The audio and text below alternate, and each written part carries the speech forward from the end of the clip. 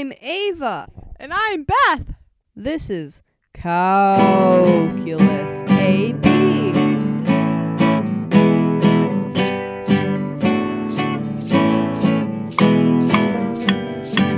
Are you ready to graph this function? I am.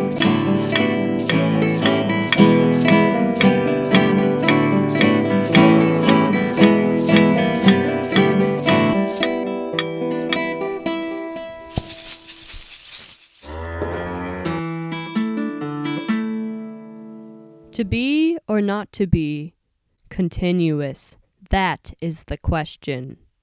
In order to be continuous, the limit of f of x as x goes to a has to equal f of a, and f of x must approach the same value from the left and right. Now, if that didn't make any sense to you, don't worry. I can explain it visually in the following examples. This first graph here is a continuous function. There are no holes, there are no asymptotes, and there are no discontinuities. No fun. But in all seriousness, if you were to take the limit at any a value on this graph, f of a would equal that limit as well. Let's talk about removable discontinuities. The limit as x approaches a, f of a equals b, where b is any constant. So the limit does exist. However, it does not equal f of a, so it's not continuous.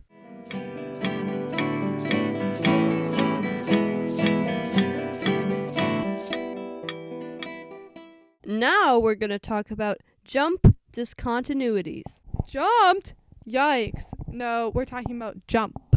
So here there's no limit. The limit does not exist. Because as x approaches a from the right, f of a does not equal the limit as x approaches a from the left. As you can see, we'll just call it k where these 2 points are. There's a closed circle and an open circle. And when the graph approaches k from the left side, it's at this value b, whereas as the graph approaches k from the right side, it's at the y value of a. A and b are not equal, therefore it cannot be continuous.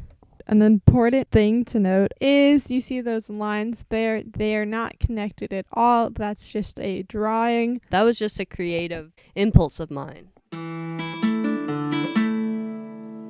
Alrighty, we're going to be discussing the Intermediate Value Theorem, which is often referred to as IVT. Imagine we have a continuous function f of x on a closed interval ab. There must be a value x on the open interval ab, such that f of x is in between f of a and f of b. And f of a cannot equal f of b. This is really important to note. So, I did screw up the graph the first time, that's my bad, because I forgot about that important rule that f of a cannot equal f of b. So, in this take 2 graph down here, I have the function, and I marked a and b with an x in the middle. And as you can see visually, the y values for a and b are above and below the y value for x, and that's the big takeaway, that f of x is between f of a and f of b.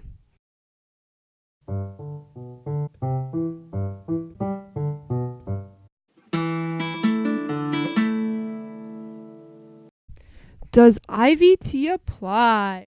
F of x equals x squared plus 2x plus 4 on the closed interval 1, 4. So f of 1 equals 7. We just plugged in 1 for x. F of 4 equals 28. We just plugged in 4 for x. We find out that 7 is less than f of x, but f of x is less than 28. F of x equals 14. Does IVT apply? Yes, it does, because 14 is greater than 7, but less than 28. What if f of x is equal to 28? Does IVT apply? No, because there's no greater than or equal to sign. It's just greater than sign. So, yeah. So this next equation, this is a continuous function. We want to solve for what is b. And what you do is they're continuous, so they must approach the same value from the right and the left. So we set them equal to each other. So x squared plus 1 equals 4bx. So you plug in 4 for x. You divide by 16 and you get b to equal 17/16. You finish the first chapter of Calculus AB. Get ready for the next chapter, derivatives!